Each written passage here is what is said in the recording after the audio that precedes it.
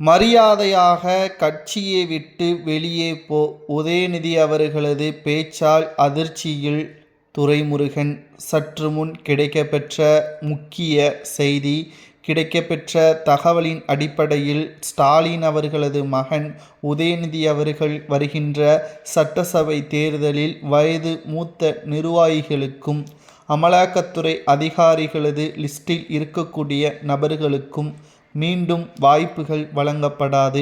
அந்த வரிசையில் முதல் இடத்தில் துரைமுருகன் இருக்கிறார். 2026 சட்டசபை தேர்தலில் துரைமுருகன் போட்டியிடக் கூடாது.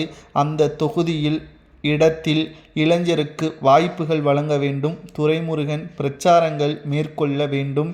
அந்த தொகுதியில் இளைஞரை தேர்வு செய்து வெற்றியடைய வைப்பது துரைமுருகன்தான் என்றும் உதயநிதி அவர்கள் திமுகவின் ஆலோசனை கூட்டத்திலேயே தெரியப்படுத்தியுள்ளார்.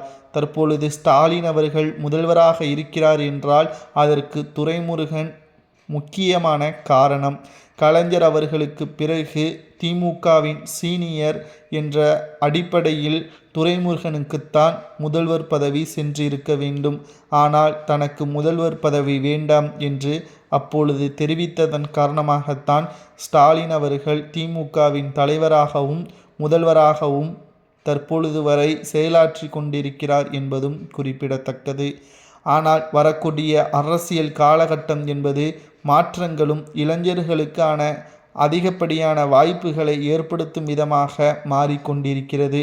மீண்டும் மீண்டும் துரைமுருகன் பெயரில் இருக்கக்கூடிய கெட்ட பெயரின் காரணமாக அவருக்கு வாய்ப்புகள் வழங்கப்பட்டால் அந்த தொகுதியில் துரைமுருகன் தோல்வியை சந்திக்கலாம். அல்லது அந்த தொகுதியை வைத்து பிற தொகுதிகளில் பிரச்சாரங்களை மேற்கொள்ளக்கூடிய எதிர்க்கட்சியினர்கள் துரைமுருகனின் பெயரை கூறி தோல்வியை ஏற்படுத்தலாம் என்ற தகவலையும் ஆதாரத்துடன் உதயநிதி வெளியிட்டார். இதற்கு துரைமுருகன் சம்மதம் தெரிவிக்க வேண்டும்.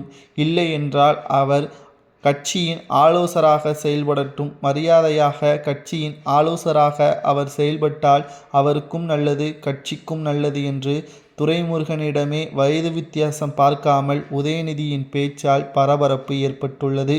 2026 சட்டசபை தேர்தல் நடைபெறுவதற்கு இன்னும் 7 மாதங்களே இருக்கக்கூடிய நிலையில் துரைமுருகன் உள்ளிட்ட பலரும் கிட்டத்தட்ட அமலாக்கத்துறை அதிகாரிகளது பிடியில் இருக்கிறார்கள்.